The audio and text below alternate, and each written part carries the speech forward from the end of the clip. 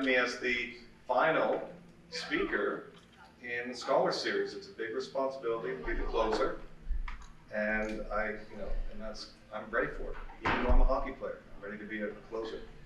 And my name is Dr. Mark Scott. I'm an associate professor of religious studies and theology here at Stonehill. And my educational background, I did my BA at McMaster University in Hamilton, Ontario, in religious studies. And then I did my MA, Master of Arts in Religion at Yale Divinity School in theology. And then I did another master's and PhD at Harvard University in theology. So this is all I've done, theology, religious studies. It's what I do. So I'm glad we can spend some time. A little spiritual uplift here at the end of the semester, I think, is just the ticket. And so what I'm going to do today is I'm going to give you a brief overview of my book, my new book. And then I'm going to introduce you to Marilynne Robinson. She's not here, but I'll tell you about her.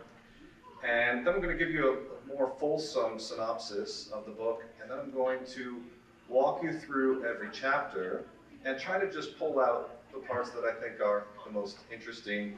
And then I'll leave some time at the end for questions. So that's the game plan. And so this book was published recently, just last month. And it's the first time I've had a chance to talk about it. And I'm happy it's happening in a library, because I love libraries. I worked at a library, at McMaster Mills Library, for 4 years. And I worked for interlibrary loan and document supply. And so I had to go up into the stacks and retrieve books and articles. And I remember one thing I loved to do is I would read dissertation acknowledgments when I was wandering the stacks. And I love doing that, I still do it. And the best one I saw was someone in his philosophy dissertation thanking his cat for the companionship. I thought that's a bold choice. Most people are thanking spouses or parents, and you thank your cat. So it's great to be here and talk about it. This book was published with Fortress Press in the academic series, and it's the third scholarly monograph that I've written. Co-authored a couple of books on grief, on bereavement support, and strategies for coping with loss. But I have 3 scholarly books, and the first one is Journey Back to God, published with Oxford University Press. And it's a study on Origen of Alexandria and early church fathers' position on the question, why does God permit suffering? And so I published that back in 2012, and then it came out in paperback in 2015. And then when I taught at Villanova for a while in the Augustine and Culture seminar, in the Great Books seminar, and it was a great time. And at the end of that, I published a book called Pathways in Theodicy, an introduction to the problem of evil. So I spent a lot of time thinking about evil, a lot of time thinking about suffering. And then in 2022, I was undertaking a visiting research fellowship at the University of Victoria. And I just thought, I had stared into the abyss long enough. The first book I wrote was kind of historical theology blended with systematic theology, and the second one was more systematic theology. And I did have a third book on theodicy, a constructive approach where I present my own view, but I felt like it wasn't the right time. And Ernest Hemingway has a principle, a literary principle about geographical displacement. And the idea is that he felt he could write better about, say, Michigan in Paris than he could if he were in Michigan. And I thought that probably could be extended chronologically. Like, I think you can write about different things in different times of your life better. And I thought we're entering into, in 2022, it's COVID, kind of a lot of animus I was seeing around COVID, around politics. And I thought, we need a little beauty, a little beauty. So I decided to do research, a kind of review of literature for the book. And then when I came to Stonehill, I thought, well, this is the perfect environment. Beautiful campus, this is beautiful people, this is the place. But it was a shift because most of my work was at the intersection of theology and philosophy and Bible.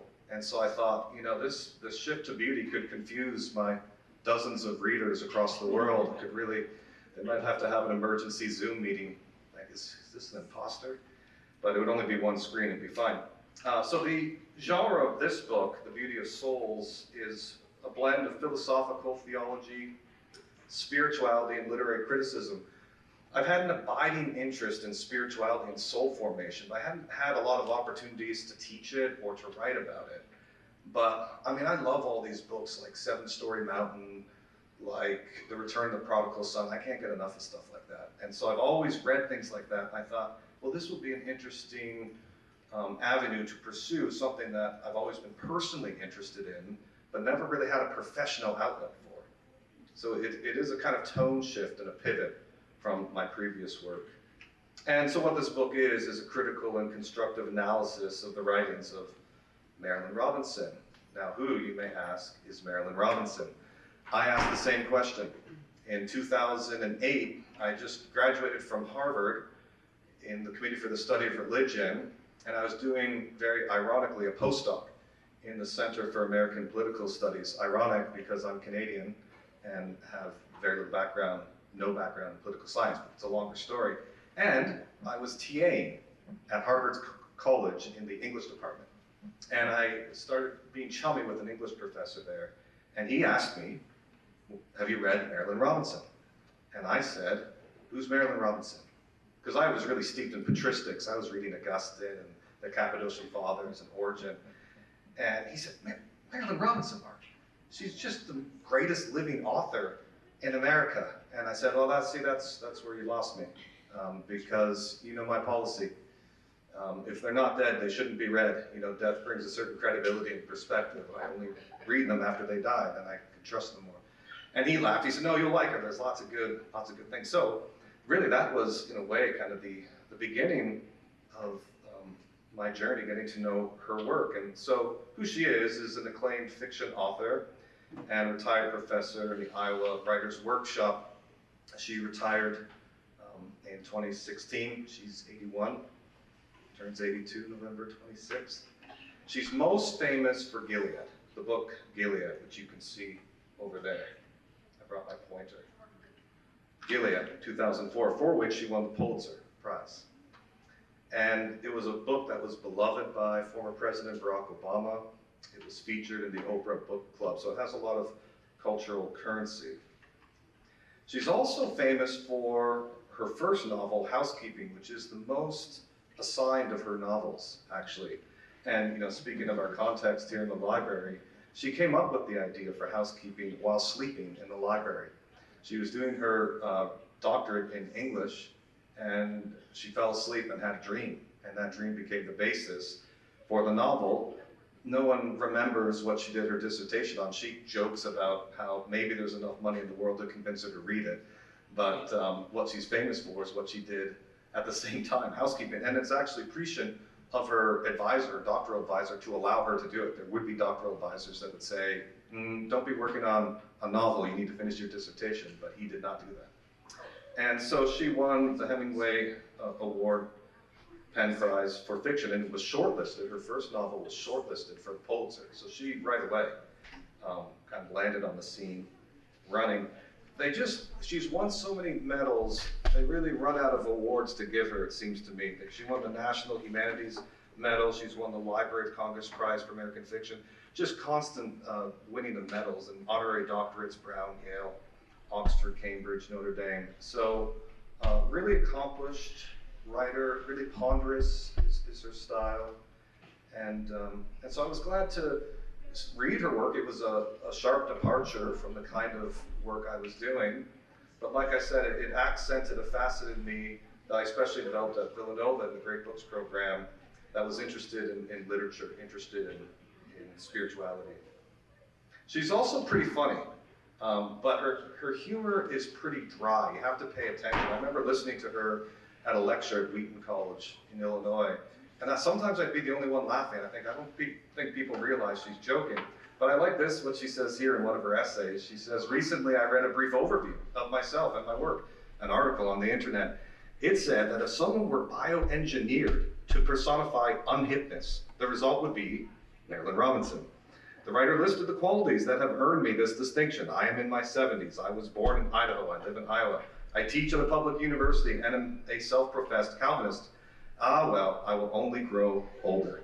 I love it. She makes no apologies for her unhipness. She wears it like a badge of honor, and her only promise is that she will become more unhip. She's funny like this in her essays. But again, you have to pay attention. So what's this, what did I try to do in this book, The Beauty of Souls? What I do is I try to probe into the spiritual dimensions of her writings, both her fiction and her nonfiction. I read virtually everything she had ever written. And I came up with an argument, and this is the argument that I came away with after reading her work, that the beauty of souls is the underlying kind of through line of her work, which she argues for in her nonfiction. She makes the case for it in different ways, but she illustrates it in her fiction. So her fiction, what you see over there, Housekeeping, Gilead, Home, Lila, and Jack, all of these are illustrating, I argue, the beauty, the irreducible beauty and mystery of souls. So that's the case I make. And so the constructive angle that I employed was to interact with her fiction to glean spiritual insights into the life of the soul. So there's a kind of fusion in the book of the literary and the spiritual. It's kind of, on the one hand, literary criticism, and on the other hand, what I call kind of spiritual lyricism. It's kind of like a song. And that was intentional because she talks about writing as music, and so that's a through line in the book, including in the dedication. So a lot about writing a book, I was telling this to a friend the other day, is about making decisions. It's a lot of decision making. You have to decide what works to include in what order, what secondary sources to interact with. It's a lot of decision making, and including the structure. And so what I do in the book is, for the first 2 chapters, I establish the theoretical lens, the kind of literary lens, and its spiritual implications. And then the next 4 chapters excavate the spiritual wisdom of her novels. It's the novels that people love with Robinson. It's not her essays, it's the novels. But her essays I find are really interesting too. And so scholars are also often asked to state what the contribution of your book is. And I would say, if I had to answer that, I'd say the contribution is that it's an interpretive lens. I offer a kind of hermeneutic into her writings.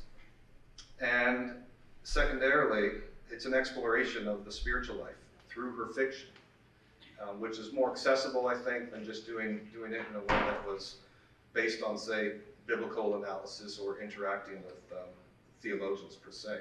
So that's what I do. And so now what I'm going to do is take you through interesting moments, interesting moments in the book I hope you'll find interesting. And so the first chapter is all about the celebration of the soul, the exploration of the soul, and the reclamation of the soul. And one of her arguments is that we've lost the ability to appreciate the mystery of existence. And in particular, she argues that modern discourses, and she'll talk about Marxism or materialism, she'll talk about how these discourses deny the reality of the soul by trying to reduce it to something else, to a single form or function. And her whole point is she wants to expand how we think about the self and not think that we've dominated or understood it completely. She thinks it's an expansionless mystery. The soul, she says, is the masterpiece of creation. She says this throughout her works. She never fully defines the soul. Now this is someone trained in philosophical theology and philosophy. This can be really irksome, that she doesn't give very precise, explicit definitions. It's always indirect, it's always oblique, it's always partial, it's always provisional, working definitions. But that's by design. It's not that she's being sloppy metaphysically. It's by design. She thinks we have to preserve the mystery. And by stating comprehensively and explicitly what the soul is, she thinks we would diffuse that.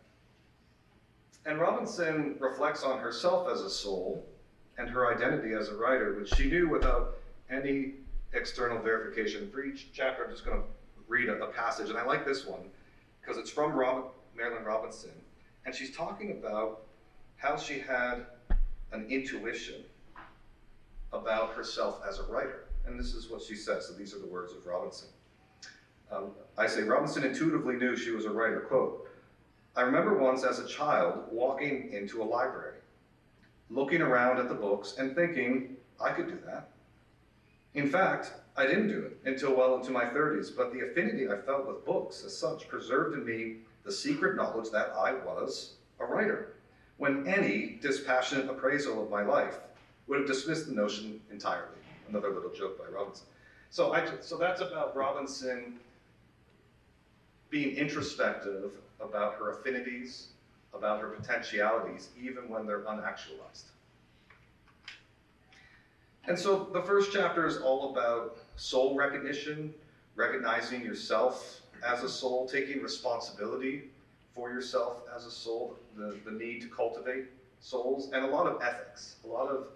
She says, we don't treat each other as soul to soul anymore. She says the church is as responsible as anyone for that. And so she builds this ethics about treating each other as soul to soul, which respects the dignity of the other and their mystery. And so then we continue and talk about beauty in chapter 2. And whereas in the first chapter, I gleaned these insights from all of her nonfiction, but in the second chapter, I just focus on 2 essays, a kind of intense analysis of 2 essays, Grace and Beauty, and the beautiful changes.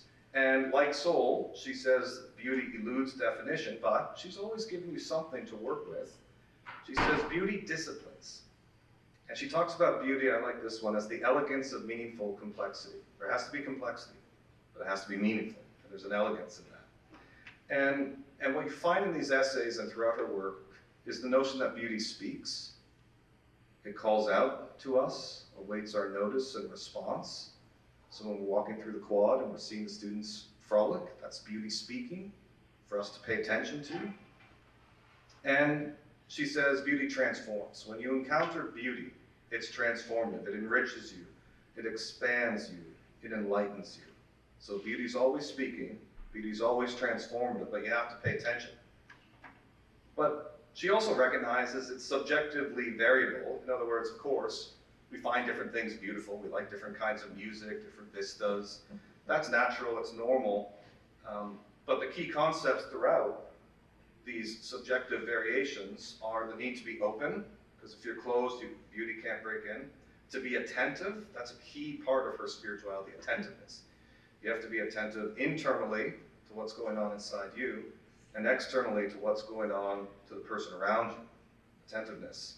Embodiment, she has this great line. She says, I wish I had paid more attention to my earthly life.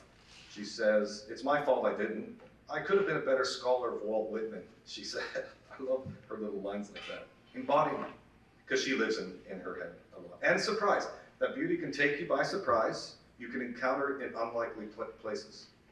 That's a big theme in her work. So the ubiquity of beauty, it's everywhere, it's experiential, it's generated and generative is another key concept, that when you encounter beauty, it stirs something in you and engenders this desire to create beauty, to contribute in a different way. I've seen that before, like people coming out of Hamilton, musical Hamilton, artists saying, I need to get back to work, or actors talking about how other actors activate them. I see that more and more, the generative quality of beauty. And she talks about different sites of beauty, and it will be a surprise to no one that she loves books. I love how she talks about books. She says, the love affair started early with books. Quote, when I was a child, Robinson says, I read books. My reading was not indiscriminate. I preferred books that were old and thick and hard. Relevance was precisely not an issue for me. She just loved books. She loves the Bible in particular. Moby Dick is a big favorite of hers. After the Bible, of course, she says piously.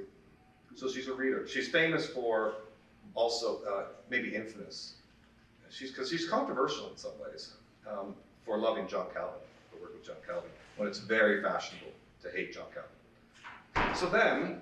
So now I shift in the book, and what I do is I go through all of these different novels, and I try to say that each of them is displaying some aspect of the beauty of souls.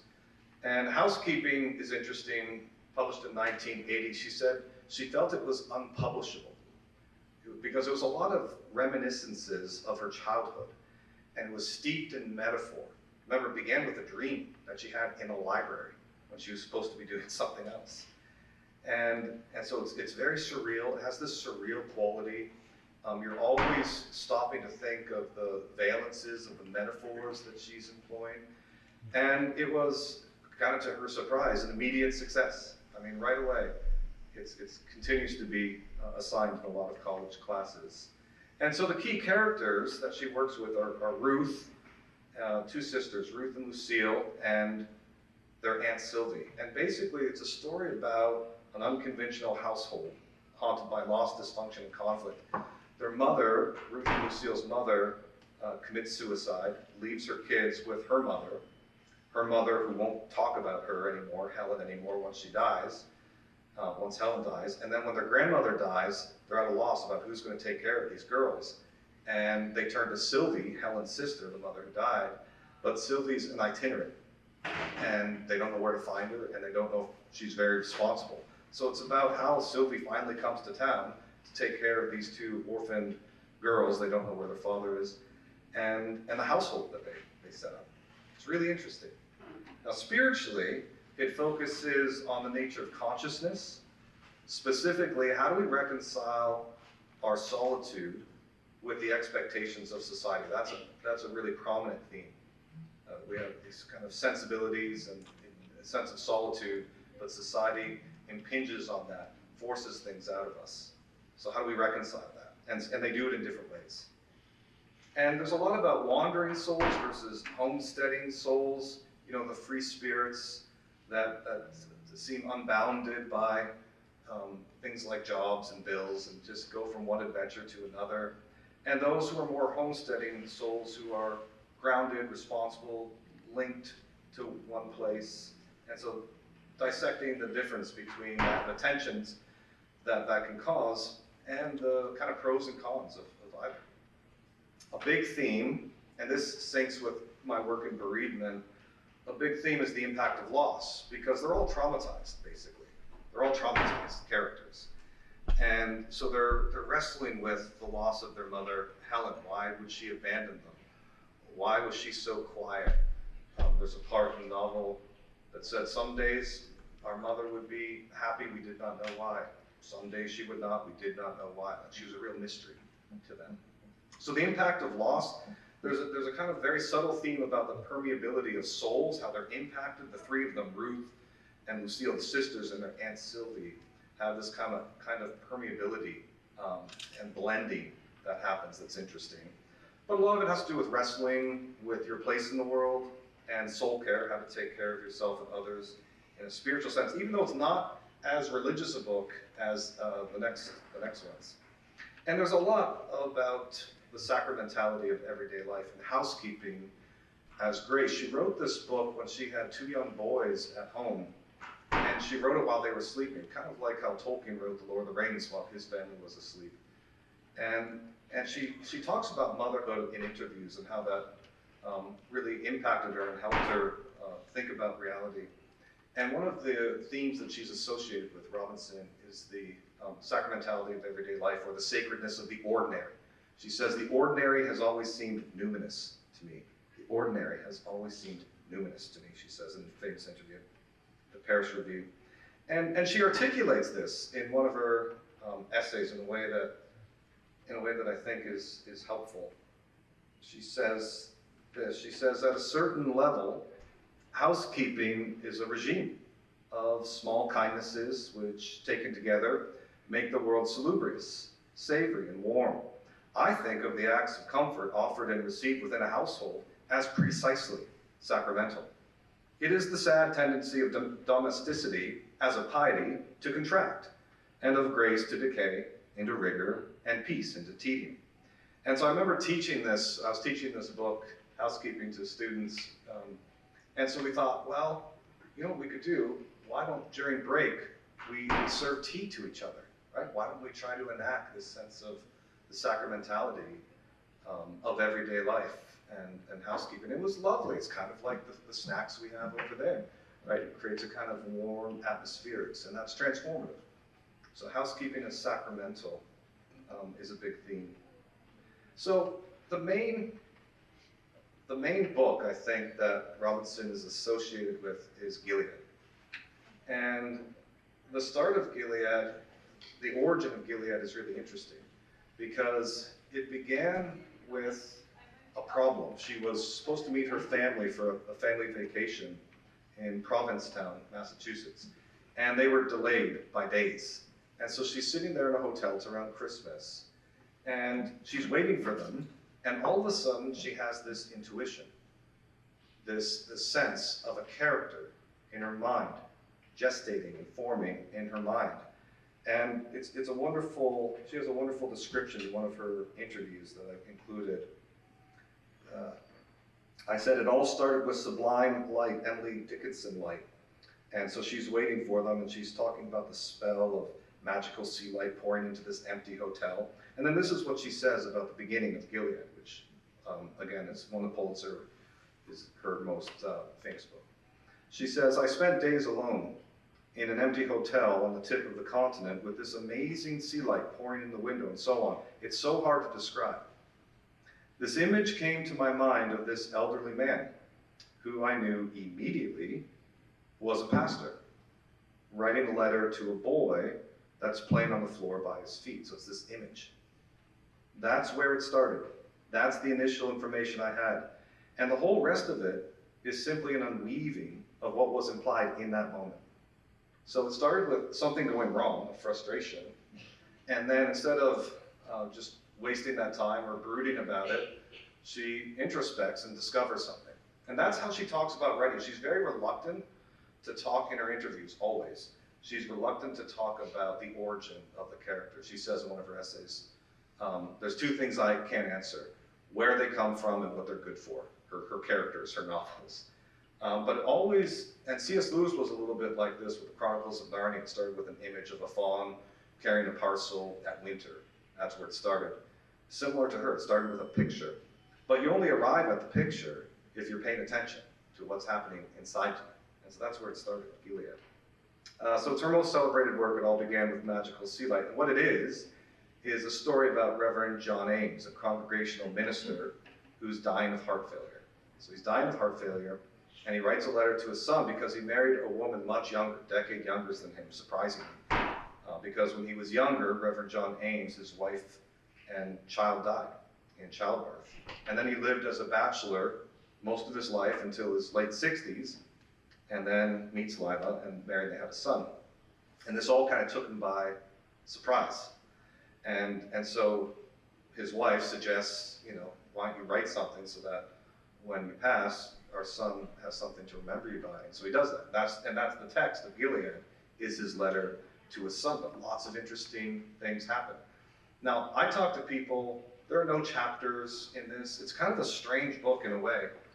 And Robinson is like this, where she's unconventional and unapologetic about it. You have in here no chapters at all. And that's how she often writes like that. And so I have friends who they say, I tried Robinson. Like, I tried reading her. She's too boring, too sleepy, nothing's happening. That's the big critique, nothing's happening. And I said, oh, there are things happening. There are things, but it's not, it's not like watching a Bond movie or something. It's not that kind of action. It's a different kind of action. And it made me think of a friend of mine at Harvard once said, we were talking about Groundhog Day, the movie or something, and someone said, oh, Bill Murray, I don't like that Bill Murray. And my friend was kind of shocked and offended. And he said, in all sincerity, he said, I don't think I could be friends with someone who didn't look like Bill Murray. And I'm not like that. I can be friends with someone who doesn't like Marilynne Robinson, and I am. And this is what I find about the Robinson reader. It's a certain type of person, usually I find. It's the kind of person that has a garden or plants. It's the kind of person that loves novels, obviously. It's the kind of person that sends thank you notes. It's that kind of person. I have a type, like a Robinson reader type, I can tell immediately. So what the book's about, Gilead, is it's a celebration of beauty and grace, because he's had a beautiful life as a minister in this small town, but it's been punctuated by extreme suffering and loss.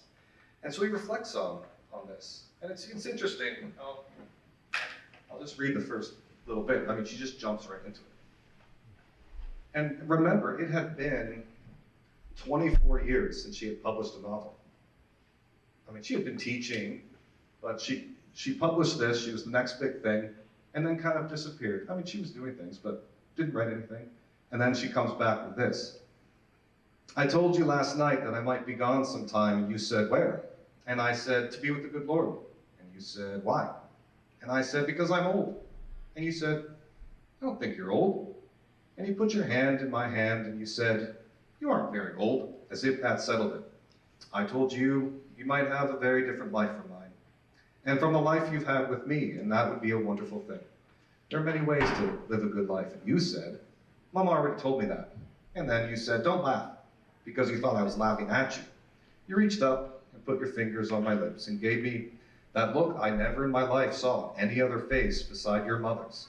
It is a kind of furious pride, very passionate and stern. I'm always a little surprised to find my eyebrows unsinged after I've suffered one of those looks. I will miss them.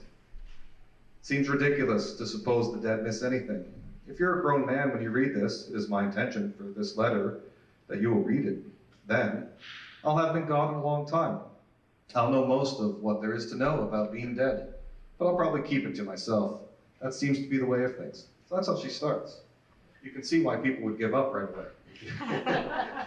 No, thanks. So it's a celebration of beauty and grace amid suffering and loss. And it's also a meditation on mortality and the meanings of life. Robinson says in an interview that she thinks about mortality a lot, and it brings things into kind of sharp focus for her. She'll go outside in the rain and think, oh, this will be one of the last few times I feel rain on my head. And she says it will transform the experience. She's a reflective person in that way. And attentive to the different kinds of meanings that activate and animate people. One of the lines from Gilead on page 243 is, there are 1,000 reasons to live this life, every one of them sufficient. That's sort of the master line in the book. And so when you're reading Gilead, it's just suffused with spiritual insights to talk about. So I focus on the beauty of nature. She really celebrates water in particular. She aims the main character, the protagonist, will go out for late night walks, and he'll talk about how the trees sound different at night, and they look different too. And he'll walk during the day and see a young couple after rain play, and the boyfriend will hit a branch, and the rain will fall from the tree on the girl, and she'll pretend to be upset, but she's not. So she talks about water a lot and nature a lot in the book through aims. And so it's the beauty of nature, the beauty of the ordinary is a major preoccupation in the book. He loves thinking about pancake breakfasts. He loves when his son wears his blue shirt, and so he's really about the moments, the ordinary moments that harbor such wonderful meaning and celebration. The beauty hidden in sorrow is a major theme that comes, and he talks about a church that burnt down and how during the cleanup in the rain there was a lot of ash, and his father fed him a biscuit, but there was some ash on it, and he thought like somehow there was a deep meaning about the way sorrow touches everything. And the beauty of relationships, particularly his relationship with his wife, who's much younger, with his boy, and with his best friend, Robert Bowden, who's also a minister. But there's also something else that's interesting in Gilead.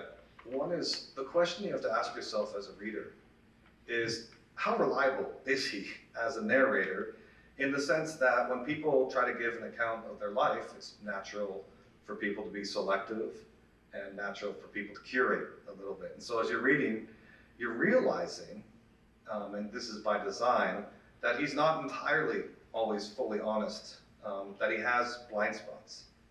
And so there's lots of insights about different stages of the spiritual life, the imperfections that people have.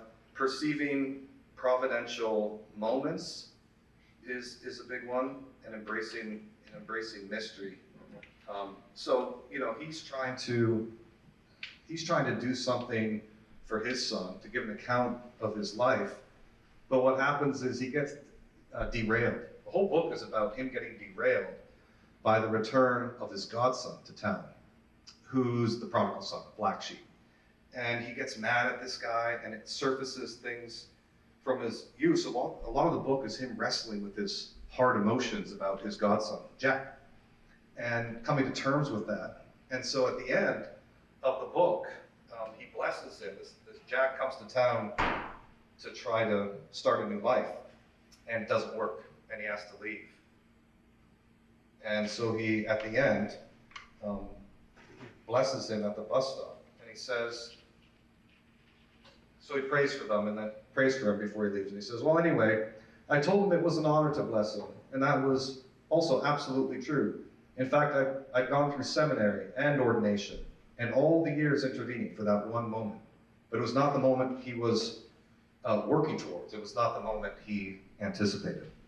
And so embracing the mystery of life and what happened. So this book comes out, and fortunately we didn't have to wait another 24 years. We only had to wait 4 years for her to come and publish another book. And Home is interesting too. In some ways, I like it better than Gilead. I like Gilead's her best book in my opinion. But I like parts in Home better than any part of her literature, I would say. So it's set at the same time as Gilead, but has a different focus. The focus is on Glory Bowden, who's the focalizing consciousness of the novel. And one of the interesting aspects of the book is that it tells a lot of the same stories that you find in Gilead, but from a different perspective. And so there are interesting differences, interesting similarities. And so she's teaching us about the different kinds of perceptions and the different kind of beauties on display. But the key thing about Home is that it's about woundedness. Home is all about woundedness. The central characters in Home are in crisis. As their wounds collide, conflict and healing intermingle. So the father, Robert Bowden, is dying, and Glory basically came back home in her 40s because she was engaged to a married man and then found out. And so she's kind of humiliated and embarrassed and realizes that she's been conned. And then Jack is an alcoholic and we find out at the end of Gilead, is married to a black woman at a time where it was illegal. And they have a son together. And her family hates him. Her family is a pastor as well. And society is making it hard for them to be a family. So he's trying to figure out, how can I make a way for our family, our interracial family, when it's illegal? How do I make a way when my father-in-law hates me? And when he self-sabotages, Jack's a drunk. And so they're all wounded. Jack finally comes home after being away for 20 years, and he had been in jail. And so there's a lot of fertile ground here in Home for spiritual reflection, particularly the nature of homecoming. One thing that I always realize is when, I think it's true for everyone, the kind of instant regression that happens when you return to your family home. I mean, it seems almost instant. Or your family members, the kind of regression where they imperceptibly, I think, try to put you in a different position, the position you were in the past. And that kind of regression I find is always interesting because I find it's like relationally gravitational. It will happen unless you consciously push against it. And so there's some of that happens, some regression with Glory and Jack coming home. So we're talking about that, the burdens of spiritual caregiving, because one of the big themes in Home is that his father, Robert Bowden, has been waiting for his son to come home and has been gracious to him throughout his whole life. He was a hellraiser as a child, always in trouble, and he was always gracious, and tried to stay alive long enough for him to come home so that he could extend to him the open arms of the Father. Luke 15, 11 to 32, right? That's what he was trying to do. But then when Jack actually came home, he falters. He couldn't do it. And it's interesting because it's not what you expect. Because you expect, well, this is going to be a retelling of the story of prodigal son, but at the end, Jack leaves, as he does in Gilead, and this is the passage where he falters his father. So he's leaving. Jack shrugged. "I have to go now. I wanted to say goodbye." He went to his father and held out his hand. The old man drew his own hand into his lap and turned away. "Tired of it," he said. Jack nodded. "Me too, bone tired." He looked at his father a minute longer, then bent and kissed his brow. He came back into the kitchen and picked up his suitcase. "So long, kiddo." He wiped a tear from her cheek with the ball of his thumb. "You have to take care of yourself," she said. "You have to." He tipped his hat and smiled. "Will do." So he falters in that moment because he's I think been debilitated by age and injury and the emotion. Kind of his emotions are attenuated from years of trying to manage him. And so talking about that, talking about limitations, what to expect in situations like that, woundedness and healing, because there is some healing that happens, but they all, at the end of the book, they're all still wounded. And so it's about despair and hope. Jack attempts to commit suicide. Glory finds him, helps him. And a lot of it is about taking responsibility for yourself, which is part of the problem with Jack, it seems to me, where he doesn't fully take responsibility for himself. But one of the lines in the book, 152 of my book, is where I have it, is that a soul has to find its own way home, if it ever finds a home at all. So then it continues. You think, okay, this should be enough. We get this story, that's interesting. It's not over. It's not over. But so she writes these two other novels, and this is the expansion of the universe of Gilead. And so Lila talks about his wife, Ames's wife, and Jack talks about Ames's godson. And these are supplemental to the first two books. They fill out the murky background of the two eponymous characters and extend their melodies, because that's how Robinson thinks about characters, as a song, as having a tonal shape that you have to stay faithful to. Now, these books, personally, I don't think they're as good as Gilead and Home, but they're interesting. They're interesting. And spiritually, what's happening is both in different ways are exploring the interplay of solitude and companionship, because both Lila and Jack are similarly very internal and shy away from society, shy away from relationships in a lot of ways. And so for Lila in particular, the spiritual principle has to do with reckoning with painful pasts. She was abused, she was abandoned as a child, and so she's really guarded and can be hostile. It's about the mystery of the self and soul shaping and soul discovery.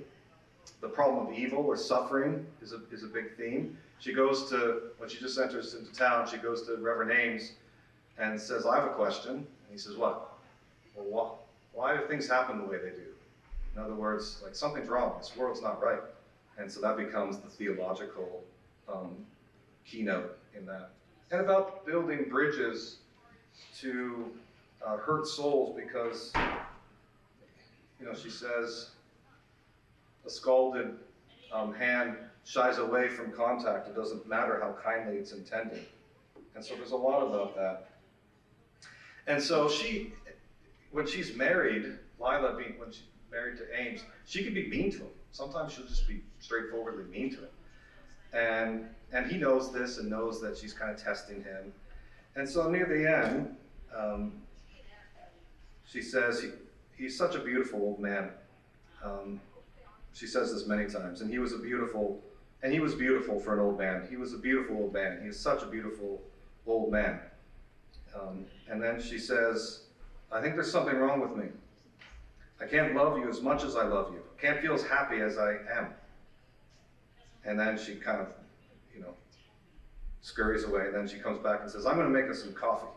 Did I ever tell you that? That I love you? I thought it always sounded a little foolish, but the way you talk, sometime I might regret putting it off." So she's a kind of hard woman, and she's learning to find ways to trust the world around her to trust aims. Jack is, there's lots of spiritual principles in Jack. Particularly, Jack really personifies the principle of beauty beneath brokenness. He's such a mess, and yet his father, his sister, and his wife see a real beauty in him. He is a beautiful piano player, had great manners, has a certain kind of ethics. And so there's a lot about beauty beneath brokenness, internal spiritual narrative, soul perception, because his wife really says she loves his soul, and about taking responsibility and about love. So it's a love story, and it's a beautiful love story, but it's a kind of tragic, doomed love story. Well, a couple more things before I'll take questions. Just to summarize what I try to do in the book.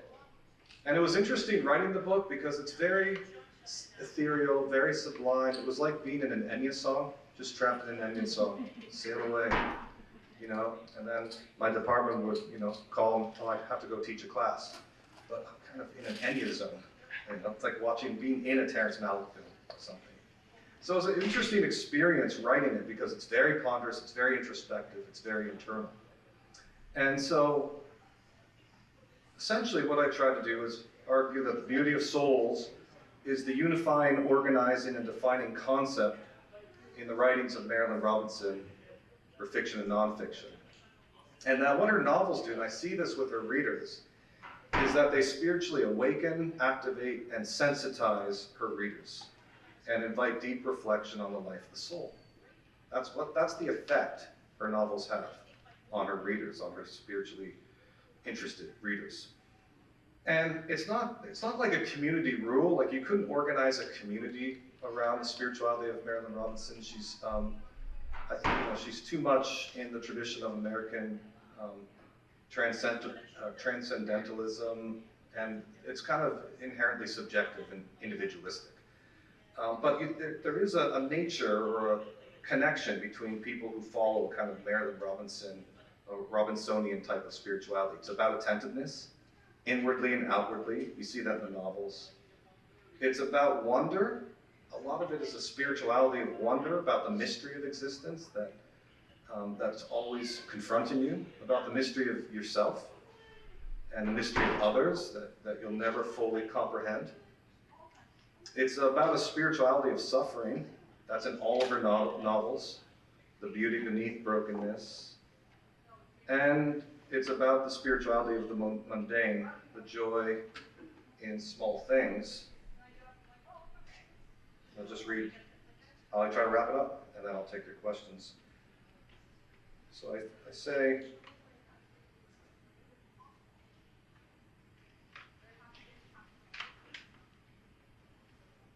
here in the conclusion, I say, in summary, Robinson's writings spiritually awaken, activate, and sensitize her readers, at least those interested in the life of the soul.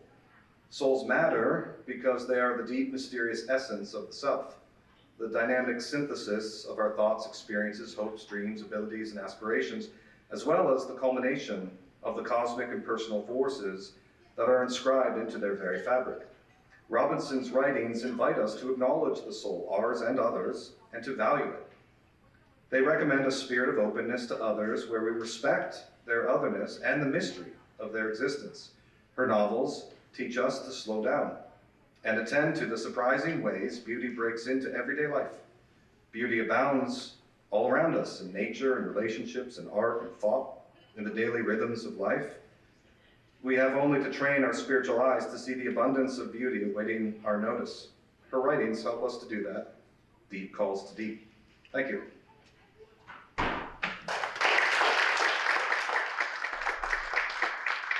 I'll take questions. I'll take the mic. Who's first? So maybe I'll start, Professor Scott. Please tell me, is it happening or has it happened, and have you sent that book to Marilynne Robinson? Oh, yeah. Okay, it's interesting. I haven't. I probably should. Robinson is famously shy. I met her once. She gave a talk at the Wheaton talk, and she's kind of like Elvis, like she leaves right away out a back door, like Elvis used to do his concerts. And I did the same, out of a different door, and we both met at the side of the building because we were both leaving early. And so I met her briefly there, and I remember shaking her hand. She had the softest hands, like she had a strong moisturizer game. And she was lovely. That's the only time I've met her. But a friend of mine knows her literary agent, so yeah, that's probably, I should do something like that, shouldn't I? That's a good suggestion. I'm not good at stuff like that. I should do that, yeah. I'll mail it if you don't remember. Okay, good, yeah. She needs it. Okay, thanks. And my second question was, do you garden and write thank you notes? Yeah, I do like cultivate. You know, we must tend our garden. You know, can't always philosophize. We sometimes have to tend to our garden. So yeah, I am a, I think, pretty stereotypical Robinson reader in a lot of ways, with the complication that I'm a hockey player too. So it's different things. Yeah, that's funny. Thanks. Anyone?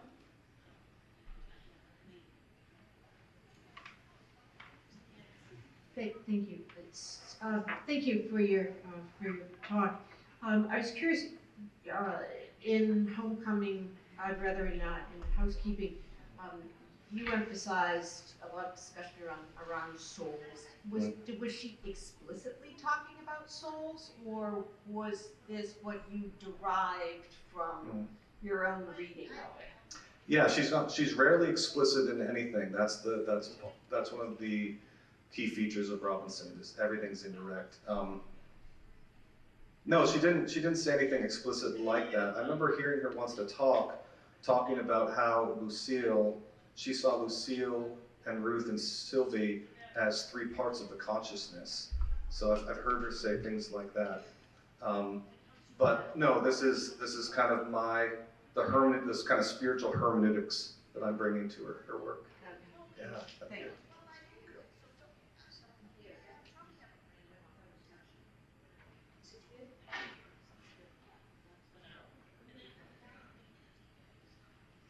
I do have a question, I guess.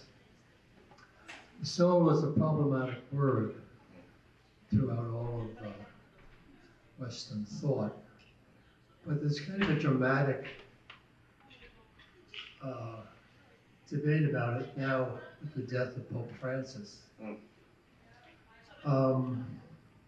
His predecessor was somebody who believed that we come into the world with all of the beauty and truth already inscribed in our soul, and that we'll be judged on how we have preserved and manifested that innate beauty.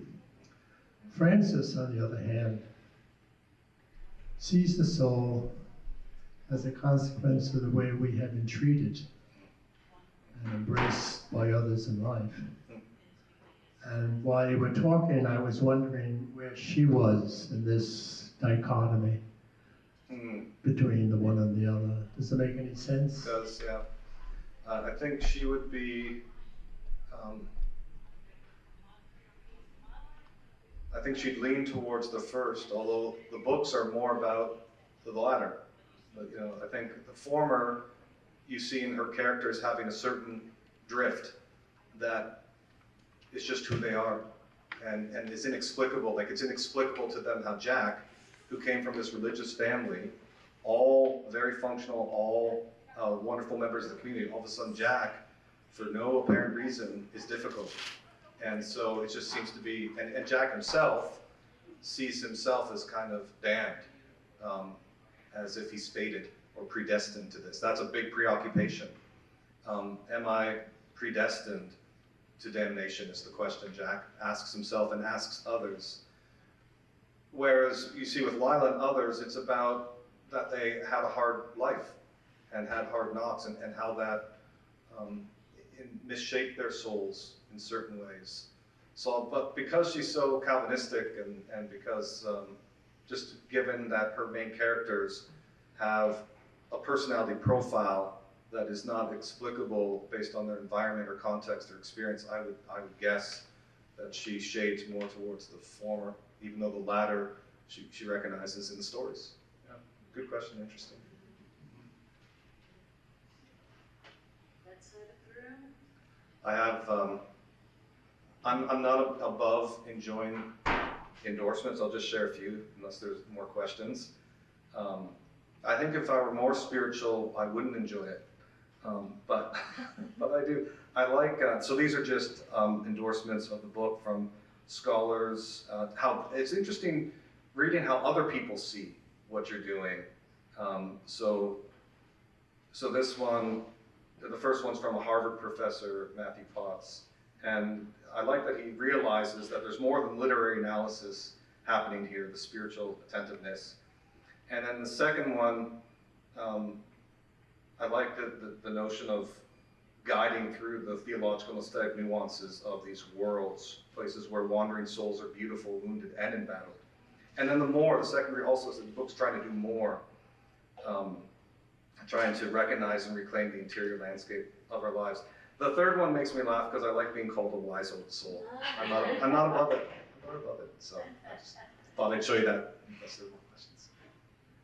Well, if there are no more questions on behalf of everyone, I'd like to thank this wise old soul. Yes, that was very fabulous. Okay, thank you.